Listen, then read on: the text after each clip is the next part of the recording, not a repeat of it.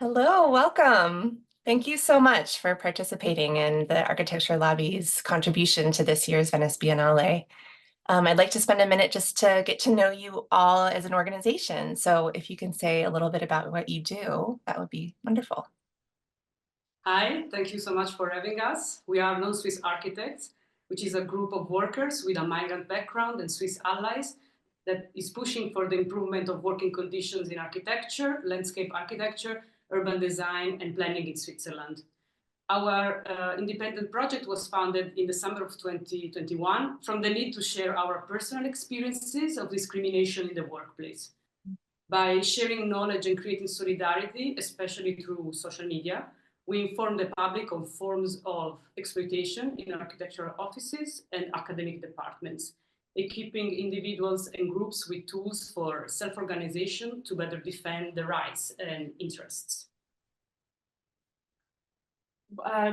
We would like to share generally the context of Swiss working conditions. So to outline, in Switzerland, the politics and the overall structure lean quite heavily to the employer's side. So we have the lowest number of mandatory holidays per year, which is 20 days. We have the highest number of possible working hours, which is 42.5 hours a week. And we have a relatively late retirement for Europe at age 65. So being loyal to one firm for a whole career doesn't really pay off. In very many offices, the minimum notice is 30 days, which is often kept at this level for several years after starting there, which makes employees quickly expendable. So for political reasons, it's almost impossible for non-EU citizens to receive a work permit here in Switzerland. And there's quotas regulating the numbers of immigrants allowed per country to be shared across different fields, such as pharma, high-tech, architecture, and banking.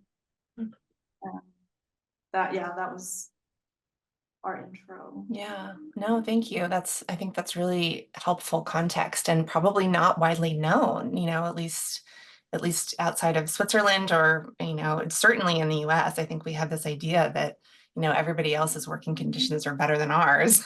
It's like, that sounds really, really oppressive. So thank you for that introduction. So we will jump into our questions. And the first one is, what was the aha moment when you realized you needed to do something? So for many of us foreign architectural workers, working in Switzerland seems to be a really good option because we have a really prolific building industry. There's really a lot of very prominent architectural practices, and the salaries are relatively high, especially if we're comparing it to the neighboring countries. So it's also worth mentioning that most contracts and most offices in Switzerland will include a minimum of 4 weeks of paid vacation, paid sick days, and a modest pension, but still a pension. But despite that, the reality of working in a Swiss office as a foreigner is often much more challenging than expected, be that because of language barriers or other kinds of discrimination, but also because of the lack of transparency. So salaries are something that a lot of offices will not tolerate being openly discussed, and just also a general lack of support and protection for workers.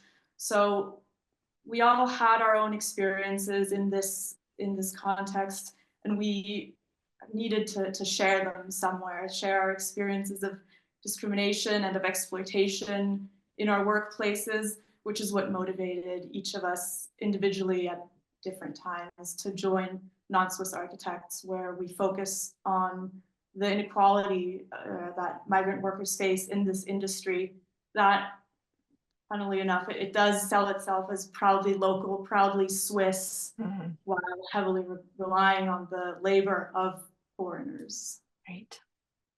So in 2023, we conducted a survey among Swiss and non-Swiss architectural workers in Switzerland. And most of the participants in the survey ended up coming from the cantons of Zurich and Basel. Yeah, and the responses to that survey just just really reflected the trends that we'd individually noticed. So it was kind of a big confirmation that this is not just an isolated phenomenon that, you know, a couple of individuals are noticing. It just really showed that it's a structural thing that very many workers in several cities are facing.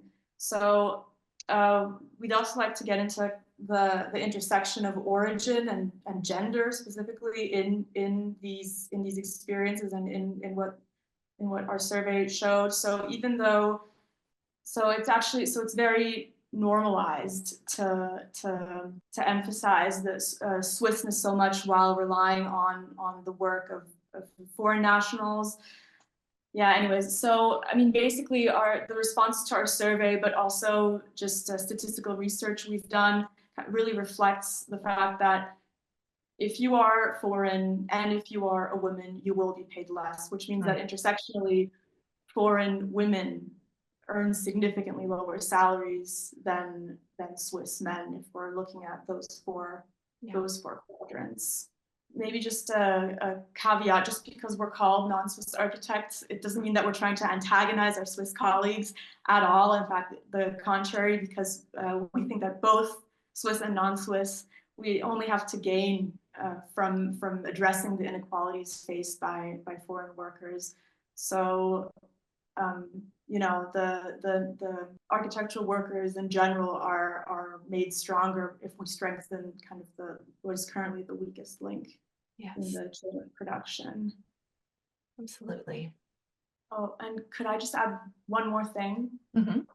There, in the work of Marissa Courtwright, she wrote an article called, translated from German, "Worse is Always Possible, Labor Migration in the Architecture Industry." And in this article, she really highlights the precarious situation of migrant workers within the industry's overall precarity. Yeah. So the devaluation of the work done by foreign employees, by the business owners, it impacts all the workers in the industry. And it also creates, she wrote about how it really creates competition within the office between Swiss and non-Swiss employees, because the Swiss employees find themselves under pressure because their foreign colleagues are kind of doing more for less. So it lowers the bar for everyone. Wow. Yeah. Well, and I am curious, in your introduction, you mentioned that Non-Swiss Architects was started in 2021, which I found in my interviews, that's sort of a common, that's sort of a common beginning for a lot of us. So just wondering if you could share, you know, what do you think caused that, or what was it about 2021 that catalyzed this movement for you? I guess that for maybe it's the case also of the other organizations was mainly the pandemic, because I mean, Switzerland compared to other countries had less harsh measurement against COVID, but at the same time, it showed also the problems connected to this, of the precariousness of our field, considering that like any so in other countries most of the some of the offices didn't allow these flexible working modalities that were offered in other fields, and also all of a sudden left people were also fired. So these showed once again how precarious this whole field is, and out of the situation, also the personal situations of the people founding the group, that's in that specific moment looking for a job or being one of the first experiences in Switzerland. It was like an overlap of different elements that made then the whole issue more urgent. And then also the realization that nothing has been done in Switzerland. No, there's this discussion, although had been happened by other groups 10 years ago, since then nothing happened or nothing changed substantially, in the sense that also like the stagnation of the salaries and so on. Mm-hmm. So I would say that this was the reason of the first, the reason why the group was founded in one. Yeah, thank you. Well, is there more that you want to say just in response to question one before we move on? We mentioned that we did a survey in 2023. And Yes. as part of that survey, we gathered testimonies.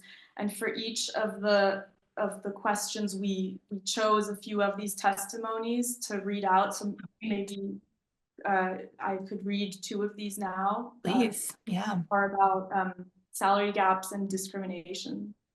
So testimony 1. For years, the office has been underpaying recent graduates under the pretense that they do not speak German. But in truth, it hires them with the precise intention to pay them less than a German speaker.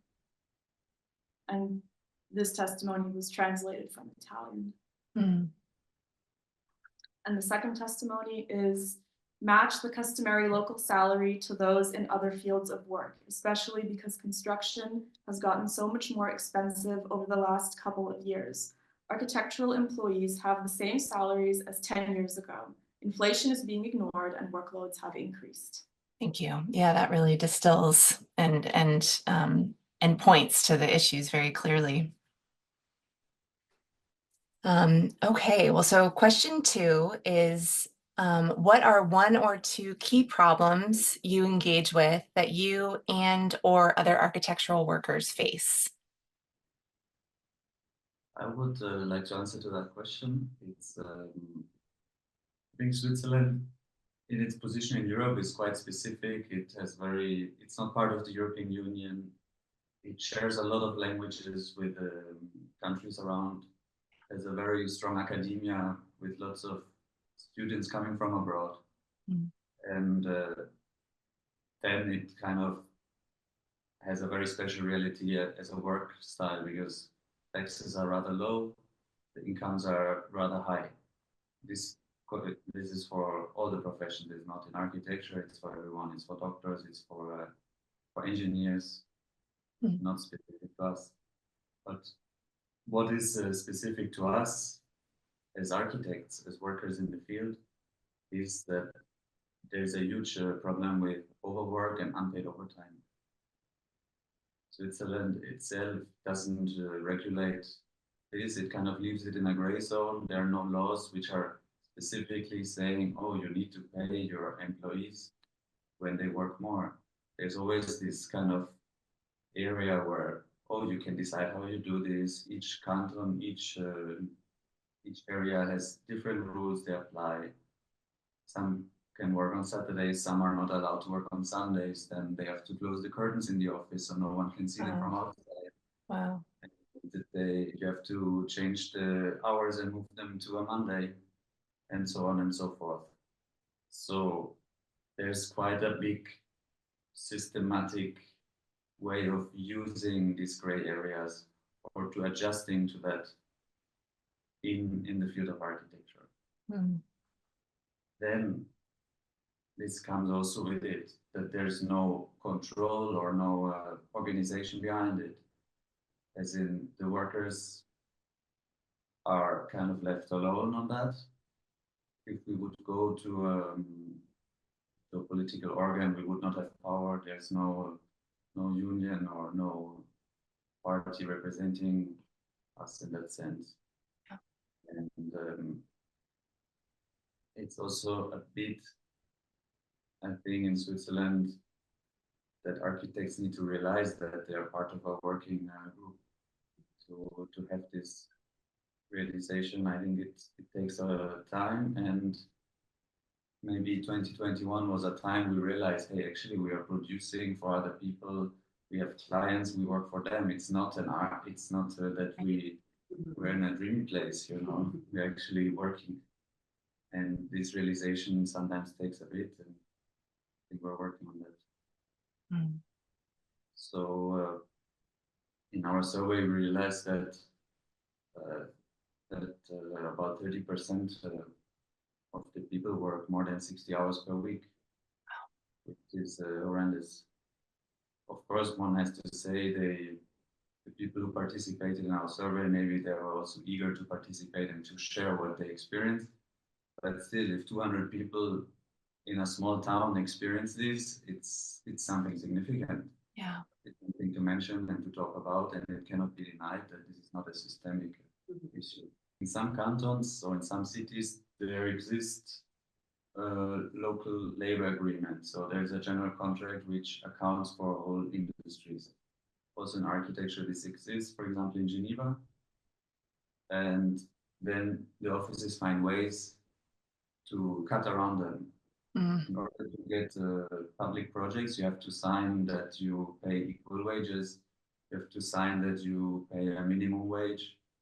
But in the end, then they give you a contract of 80% or 50%, and they pay you accordingly. But in the end, you work 100%, and this no one tells you that they do this to cut around the labor agreement. I think a lot of what we're doing is to collect this data, but also to educate our colleagues and to tell them, hey, what's up? This is not okay. Like, your bosses, they cannot treat you like this. This is not legal. This is not aligned to the law. Mm. And I think as foreigners, it's hard to get into this mode of actually speaking up and feeling that this is something we can talk about firstly, not to be scared and to understand the system behind it. A big thing also in what is, I would say after, I would read the testimonies, which we collected on this topic also. People say we're asked not to work overtime, and actually that's not possible with the workload we have. And my bosses say that I should compensate, that I should take time off after, but this never works. We just continue with the next project, with the next competition. If there's a big workload, it's never for a single day, and then if you accumulate overtime, you will be looked at strangely. And if you decide to leave the office at 4 p.m. one day, this is not possible. Another person says, compensating my overtime with time off was not an option because of deadlines. More than half of my remaining hours of overtime were not paid out. It was more than $2,500. A big reason we can hear from these testimonies is the constant deadlines, the competition system. I think this competition system you would like to talk about. Yeah, we can mention briefly the competition system, since it's the field which the most of us are confronted to when we started as foreigner architectural workers to work in Switzerland. It is also a recurring topic within our questionnaire. Our questionnaire showed that the most stressful and poorly compensated people were the ones working in the competitions. Usually you start to work in this in this realm because of the language barrier, since it's the field that requires less interactions with specialists in the language that is spoken in the whatever city you're working. So English there, it's still allowed, let's say, to be spoken, and also is to navigate then the language barrier, and also because the foreigner architects are often, as we just also mentioned, less paid, so are the ones that are more, that is the cheaper labor that can be used in these very time-consuming tasks. Right. It's important to mention that the open competition system in Switzerland is highly celebrated. The majority, if not all, the public projects have to be built according to an open competition with which everybody can, each architectural office can participate. So this is seen as a way for to access the market for very young practices, but also for more renowned one to keep the business running. And while this is the key, like is presented as the key aspect of keeping the Swiss architecture at its highest quality, because of this high competition that there is within these open competitions. But the reality is that it hides a lot of tons of free labor. And this is something that is not just an impression that the one that most of us have, comparing how many plans were required when we started working some maybe years ago, and then comparing to how many plans are required now. But it's also something that other people working in the field realized recently in an article on a magazine, a Swiss magazine called Hochparterre from a couple of years ago, from May 2022. It came out that it is not really comparable how much workload you now have to put to do a competition compared to 20, 30, 40 years ago. Just they made in this article a very interesting comparison, like a competition for a campus, a university campus from the 90s and from today. In the 90s, an average of 490 hours were required, whereas today 4,450, just for the amount of plans that it required to hand in. And the cost of taking part in competitions, so this workload is often transferred to the workforce, who is expected to forego compensation for extra hour and who is given the burden of giving it all for the team. And which, as I mentioned, are often the foreigner team members. And it's interesting to see that recently also within the traditional institutions that regulate the profession in Switzerland, for example, the CIA, the Swiss Society of Engineering and Architects, started to talk about competitions and also started to see the problems within it. But again, the issue has been tackled from the perspective of the employers. So in terms of efficiency and cost reduction, but not really considering the sustainability of the system that mainly relies on unpaid labor. So as mentioned, as already mentioned, this competition is the field that we mostly work as foreigner architects. So many of the people that participated to our questionnaire left some testimony about it. For example, one respondent left the profession because they experienced professional burnout in architecture from, quote, working on 30 competitions in 2 years. Wow. Yeah. And many respondents also, and this is also what we want to achieve with this service, is not just to grasp what are the opinions or what are the feelings among architectural workers, but also to see if there are people having ideas on how to improve, also to have really concrete suggestions or ideas to how to improve the situation. So, for example, some of the participants asked for more regulation for competition, for example, by limiting the maximum amount of hours that an office can work on them, or also restricting the participation to competitions to companies that, for example, do not allow compensation of overtime or offer not enough holidays to their employees. So the fact that competition is felt such a burning topic also allows also us to have an idea of what could be the possible solutions towards it, or other alternative ways of looking at it, not only in terms of efficiency, improving competitions within competitions, and but through a more sustainable work organization. Well, thank you so much. I mean, it's really powerful, these testimonies and the results of your survey. I think it identifies these really clear trends, like you were saying, that give you something concrete to work with and to improve on. And I think I'm just really appreciating that you shared some of those testimonies with us, especially around the kind of issues of the competition and overwork and, at the experience of being a foreign architect in Switzerland. It's really such valuable perspectives. One quick kind of follow-up question I had was, I thought it was interesting, and it seems like maybe kind of the through line here with all of those trends and all of those observations is this exploitation of the gray areas, right? It's like whether it's around competitions, whether it's around like language barriers, whether it's around like overwork and overtime and how do you do comp time. It's like really just like exploiting that kind of that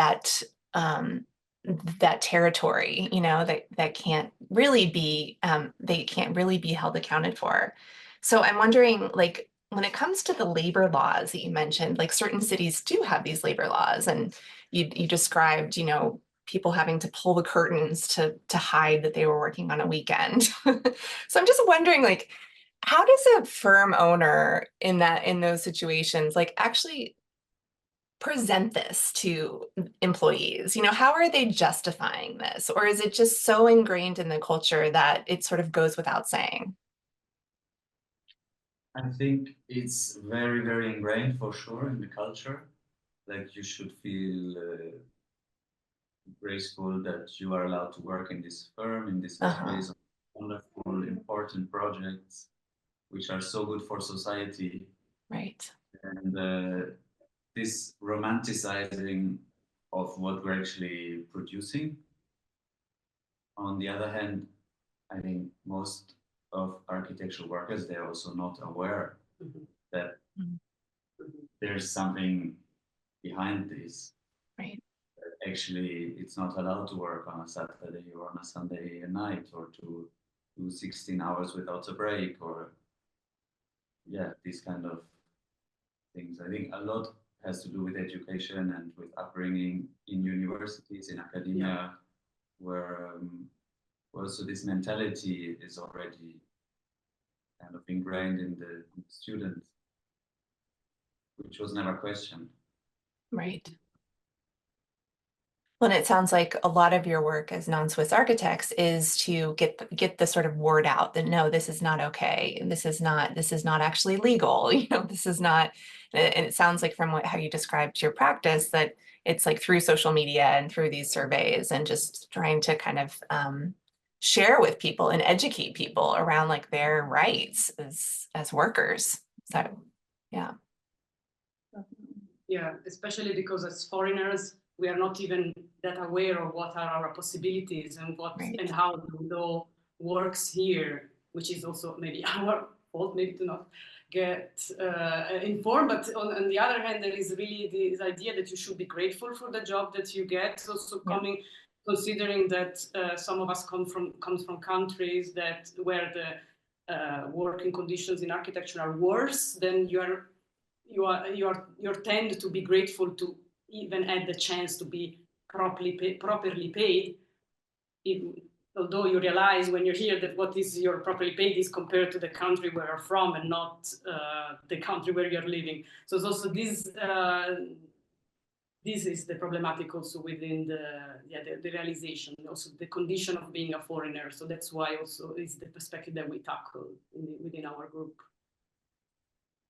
Yeah, well, thank you so much for the advocacy work that you're doing. It's really inspiring to chat with you and to learn more about how you're doing this work and how you're really educating people. I really appreciate everything you brought to this interview with the data and the testimonials and your own perspectives as, you know, working as foreigners in Switzerland. So yeah, very grateful to you all.